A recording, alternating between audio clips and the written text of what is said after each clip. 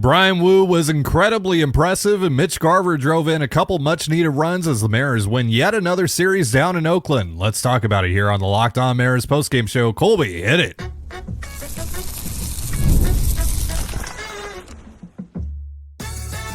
You are Locked On Mariners, your daily Seattle Mariners podcast. Part of the Locked On Podcast Network, your team every day. Ahoy, sailors. It is Thursday, June 6, 2024. This is Titan Gonzalez and Colby Patnode for the Locked On Mariners postgame show, part of the Locked On Podcast Network, your team every day. Mariners shut out the A's 3-0 this afternoon. They win the series 2-1. We're going to recap the action, talk some Bryan Woo, Mitch Garver, and the Mariners bullpen, and also get you set for this weekend series against the Royals since we won't have a show for you tomorrow. But before we do that, shout out to our title sponsor today, Game Time. Download the Game Time app, create an account, and use the promo code LOCKEDONMLB. That's LOCKEDONMLB for $20 off your first purchase. Terms apply. And if you want to hear from me and Colby even more and help support the show, check out our Patreon. The link is in the description, and you can sign up for a free 7-day trial. I could not be more impressed with Bryan Woo and what he was able to do this afternoon against the Oakland Athletics. He goes 6 innings pitched, just the 2 hits allowed, 6 strikeouts, no runs, no walks. His ability to work around that leadoff double from Abraham Toro in the first inning was impressive. His ability to work around the botched fly ball by Victor Robles in the second inning was incredibly impressive. And then a little later on in the game, he has that weird automatic ball called on him ahead of his third at bat against Abraham Toro, and comes back to strike him out on a nasty front door two-seamer. Just stay composed all day long. Dealt with some BS, had to pick up the slack for his offense, had to pick up his defense a little bit, overcame all of it, checked all the boxes today. What did you think about Bryan Woo today, Colby? It was a really good start for Woo. And it was just kind of a classic start for Woo. It was just, I'm going to throw you the fastball. I'm going to throw you the fastball, and you're still not going to touch it. There's just nothing you can do. When Woo is locating that pitch on the corners, it is one of the more unhittable pitches in baseball. It is one of the best fastballs in all of baseball. And he's doing that without what I would call elite velocity. So it's a sneaky 95, 96, which is kind of a weird sentence to say, but that's how it looks. And, he makes 94, 95 look like it's 100. So it's just such a smooth operation in the delivery. It's so repeatable. And, like today, he threw 89% fastballs. So, 67 four-seamers, 22 two-seamers or sinkers, whatever you want to call them. Same velocity. Both pitches maxed out at 96. Both pitches averaged 94.3 miles per hour on the day. Both pitches, spins a little bit different, gets a little bit more spin on the four-seamer, which makes sense, but it's not insane. But he gets a lot more movement on the two-seamer, as you might expect. So it's very tough when he's, just right on that outside corner, and he's splitting it with the four-seamer, and then he's kind of, front dooring, back dooring, depending, with the two-seamer over that outside corner. So he can start a little bit off the plate, and you give up on it, and then it runs right back into the outside corner. He stayed out of the middle of the plate, which he has to do, obviously, if you're going to throw 89% fastballs. It doesn't matter how good your fastball is. If it's in the middle of the plate all day and you're throwing, 76 of them or whatever, like it's going to get hit. It's going to get touched up if you're in the middle of the plate, and he wasn't. So, it just continues to be very impressive with what Bryan Woo can do, essentially operating on 2 pitches, but both of them are fastballs. So, at some point, he's going to need the slider or the sweeper or the changeup. He's going to need another pitch at some point. And that's kind of what's holding him back right now from being in that, I would say from being in that same tier as like we thought about Logan Gilbert and George Kirby. Like he's not there because he doesn't have the secondaries quite yet, but what he's done obviously is very impressive. His stats through 6 starts now, incredibly impressive. So just all of it, really good job from Woo today. And he's looked great since, coming back off the IL. and he's still trying to work through some stuff in terms of making sure he stays healthy and he gets through the season. Yeah. But right now he's just throwing a fastball, and his opponents know they're going to get a fastball, and they can't. The best they could do is foul it off most of the time. Like, that's the best case scenario for you against Woo's fastball, is Yeah. they foul it off. And the So, fact that he's so exclusively fastball makes his numbers, like you said, through the first 6 starts of his season so remarkable, right? 107 ERA here through the first 6 starts after day. That is the lowest ERA of any Mariners pitcher in their first 6 starts of any season. That's incredible. 2.37 FIP, 3.65 xFIP. Strikeouts haven't really been there, just a 6.42 Ks per 9 after today. Did average a strikeout per inning today, however. But also 0.53 walks per 9 in 33 and 2/3 innings pitched. Just 2 walks and 33, basically 34 innings pitched. So not only is he exclusively fastball, that also says like he's been consistently in the zone with that fastball, and just hitters can't square it up right now. yeah, and that's kind of what gives it the like 80 grade fastball, like on the 20/80 grading scale, is that you can know it's coming, you can know it's going to be a strike, and you still can't really do anything with it. Yeah. And like, we've talked about this in the past, and it's entirely possible that Bryan Woo has, amongst starting pitchers, top 5 fastball in all of baseball. Like, I mean, the only one that comes to mind that compares is Spencer Strider. But obviously he's hurt right now. So yeah, it's great to see. But again, at some point, Woo is going to need the other pitches. He is going to need a breaker. He is going to need an off-speed pitch of some kind.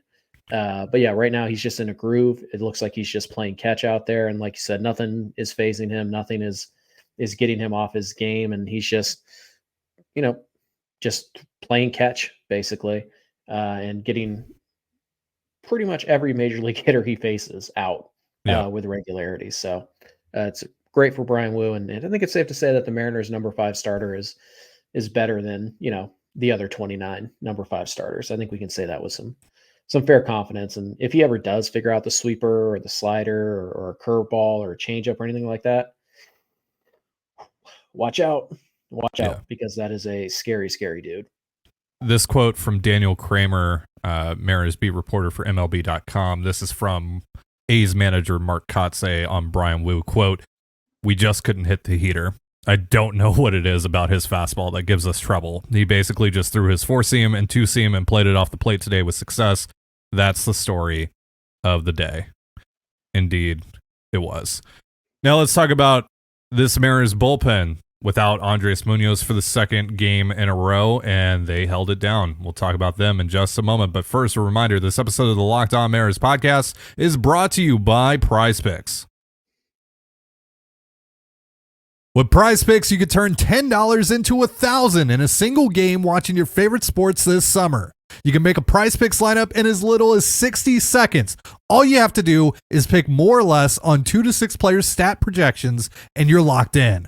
PrizePicks is America's #1 fantasy sports app with over 5 million active members. So get in on the daily action with your friends and become a part of the PrizePicks community today. Download the app today and use the promo code LOCKEDONMLB for a first deposit match up to $100. Again, that's promo code LOCKEDONMLB for a first deposit match up to $100. Pick more, pick less. It's that easy.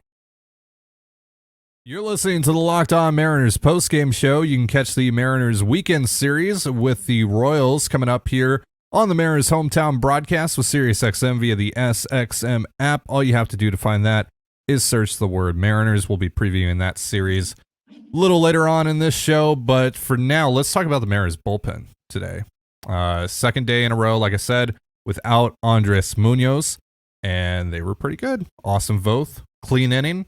Mike Baumann, clean inning. And then Ryan Stanek, clean inning. What do you think about the relievers today, Colby? Pretty solid after Munoz went down in both games. But, it just, you're really missing the kind of, you just shut down. You feel great about this type of Yeah. performance out of any of these guys. And, Bauman, we're still trying to figure out.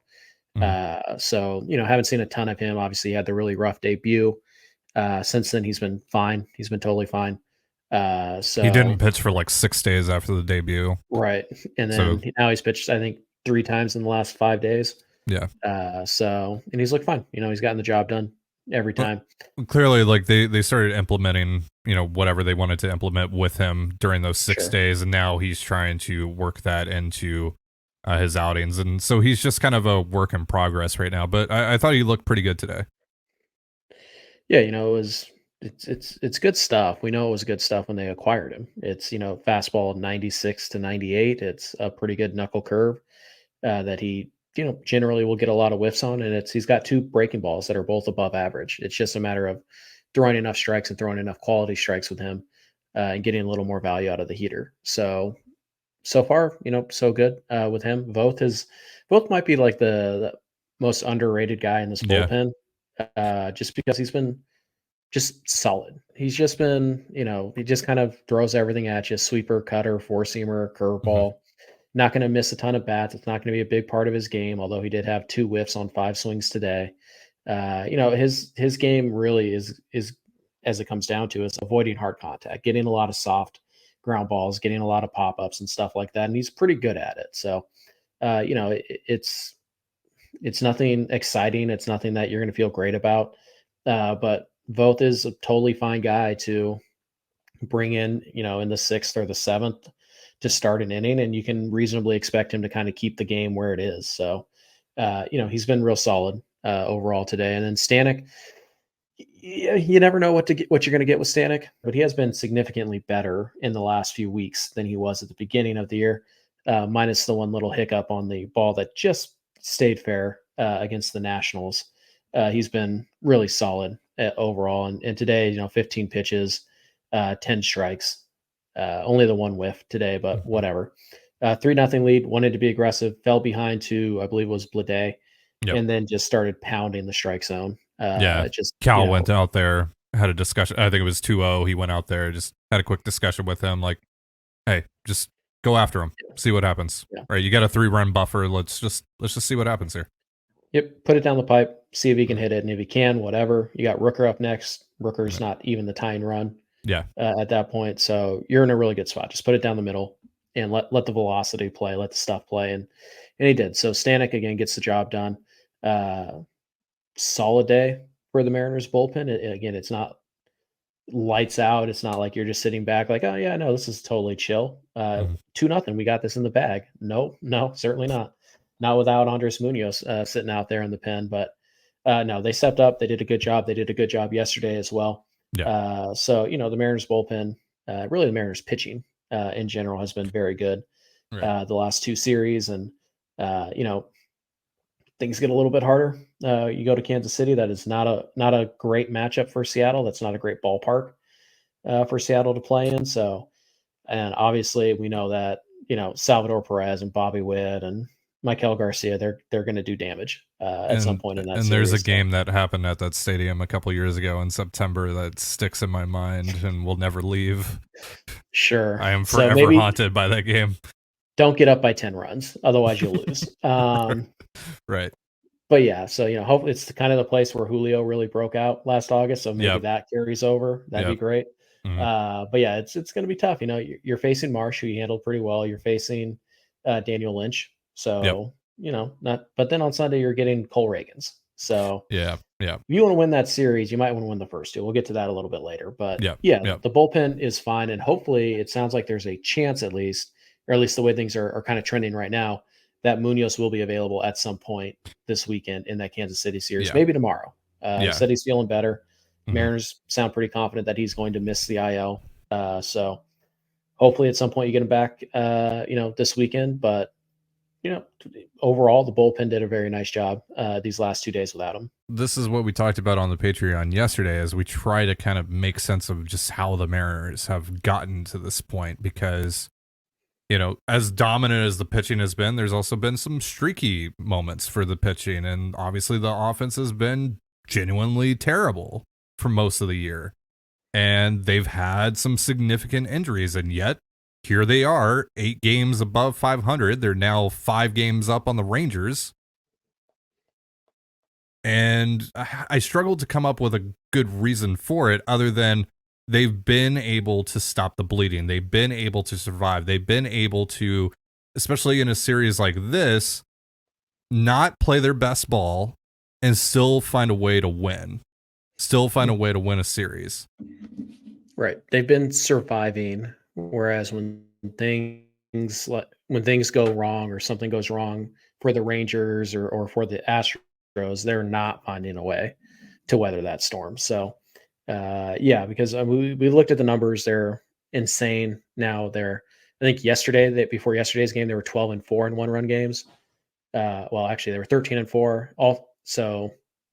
Now they're 13-5 because they lost last night, and they're doing damage against their division, which also helps a lot. So, but yeah, they're not hitting with any consistency. The pitching's been good, but not like dominant elite outside of the 20-game stretch or so, whatever it was, at the end of April and the beginning of May. So other than that, it's been good. Like I said, it's been good pitching, not elite.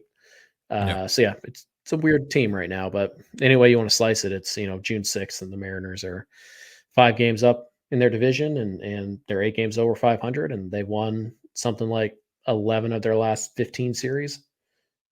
So yeah, things are pretty good right now for Seattle, but they need to play better to keep it up. Quickly, I mean, this was a pretty nondescript performance by the offense. They only had 4 hits. They only had 4 hard hit balls. But Mitch Garver had a pretty good day today. Got on base 4 times, couple walks. He had an RBI single to drive in Cal Raleigh, who is the definition of speed with his second career stolen base today. Scored from second on the single by Garver. There's wheels on that dumper, folks. There's wheels. Make a big deal about that, sure. You hate fun. Just admit it. You hate fun. I don't hate fun. I just hate when people like overhype things. You hate when people have fun. No. I like when people have fun. Just, away from me. Right. They were definitely using some rocks as baseballs today. They were not using the bouncy balls or anything like that because Dylan Moore touched one up pretty good. It only ended up being 94 off the bat, so it must have gotten a little more on the label than I thought with the bases loaded, but he touched one up, and Haniger had one that I'm convinced would have been a home run if they were using normal baseballs, and it was a fly out to the warning track. So, I'm not sure how Garver's got out. Must have been the perfect formula there, but it's not like he didn't hit it hard or anything like that. So, yeah, Garver 2 for 2 today, 2 runs, 2 RBIs, 2 walks. Pretty solid night. So they are on to Kansas City next to face the Royals, who are obviously off to a great start this year. Talk about that in just a moment, but first, a reminder, this episode of the Locked On Mariners postgame show is brought to you by Game Time. Game Time is now an authorized ticket marketplace of Major League Baseball, which makes getting tickets even faster and easier. Prices on the Game Time app actually go down the closer it gets to first pitch, and I get to see the view of every seat in the house, so I know exactly what I'm buying.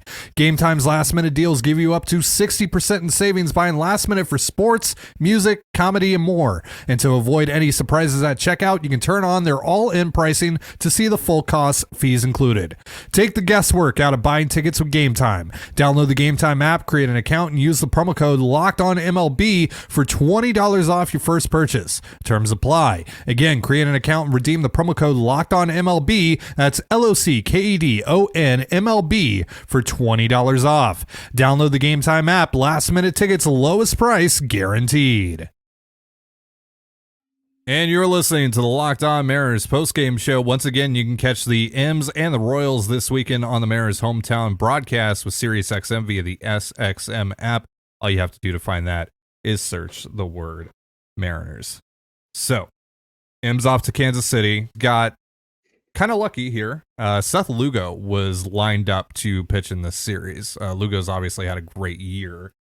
So you would have had to face both Lugo and Cole Reagans. Now you just face Cole Reagans, which is still a problem, but less of a problem than facing Lugo as well. But also when it comes to this Mariners offense, like we saw last night against Joey Estes, it doesn't matter really who's on the bump for the other team. Bryce Miller going up against Lynch. Then Luis Castillo against Marsh. And then finally George Kirby against Cole Reagans on Sunday, which should be a really It's a good one. fun matchup. Yeah, that's a really good one. So how you feeling going into the series? Not great. They didn't play very well in Oakland. Like I said, like they played really kind of flat for 80% of the series, and they just had a talent, they had a talent gap between them and Oakland, and so they were able to kind of make it work and win 2 out of 3. I think if they play the same like type of baseball that they played in Oakland in Kansas City, there's a high probability they get swept. So Kansas City, obviously a very good team. Well, they're playing very good baseball right now.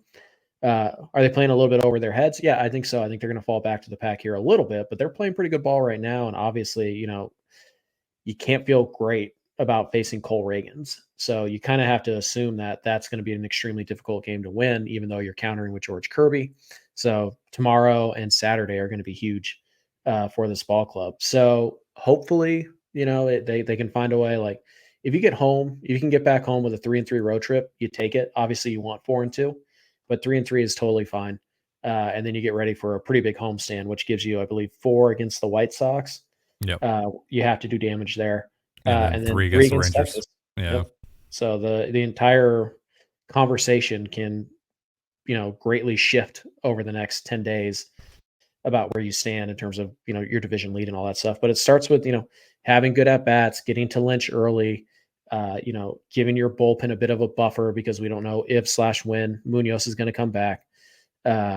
So yeah, I think you gotta play well. You got to get on these guys a little bit early, and so score a first run inning or 2. Actually, you know what? Score 2 runs in the first inning. See what that does for you. When you load the bases with nobody out, get more than 1. Right. Maybe try that. See if that happens. See if that helps you at all. So, I mean, at the very least, 1 is better than 0. It is, but barely. When JP struck out today, I was like, oh no. Oh, here we go. Here we go. Demo's been swinging the bat fantastically. By the way, get Demo out of the 2 spot. Yeah. No, I don't care if it's against the lefty. No. The Insanity run was fun. It's over. All right. That is going to do it for our show. But before we get out of here, a reminder that Locked On has launched the first ever national sports 24/7 streaming channel on YouTube. And now it's also available on Amazon Fire TV and the free Fire TV channels app. Locked On Sports Today is here for you 24/7, covering the top sports stories of the day with the local experts of Locked On, plus our national shows covering every league. Find Locked On Sports Today now available on the free Fire TV channels app. Thank you so much for joining us here on the Locked On Mariners postgame show. For Colby Patnode, I'm Ty Dane Gonzalez. Be sure to give us a follow on Twitter at LO_Mariners. You can follow me at Ty Dane Gonzalez and Colby at CPAT11, that's CPAT11. You can also find all that stuff in the description of this episode. Have yourself a beautiful baseball day, and we'll see you next time. Peace.